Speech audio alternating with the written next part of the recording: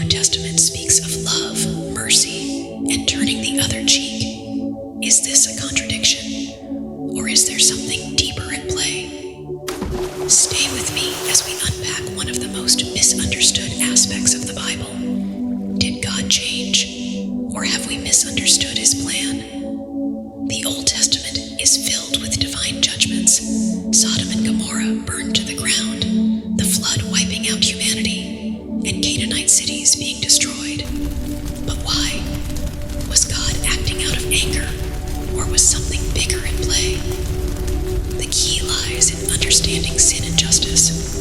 Many of these civilizations were steeped in extreme wickedness, child sacrifice, violence, and idolatry.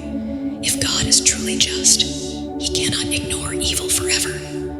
But then, the New Testament introduces Jesus, preaching love, forgiveness, and mercy.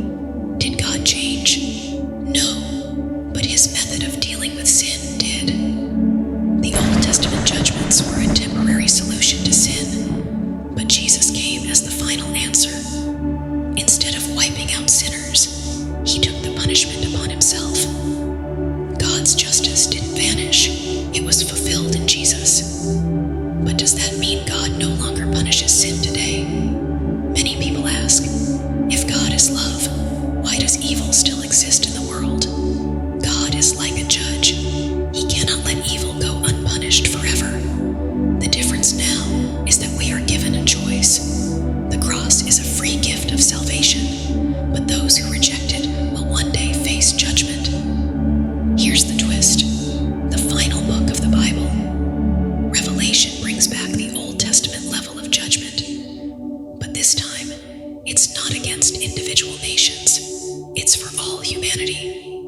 The same God who judged Sodom will one day bring ultimate justice. The question is, where do we stand? God didn't change. He has always been both just and loving. The Old Testament shows us the cost of sin. The New Testament gives us the gift of grace. And Revelation warns us of the final judgment.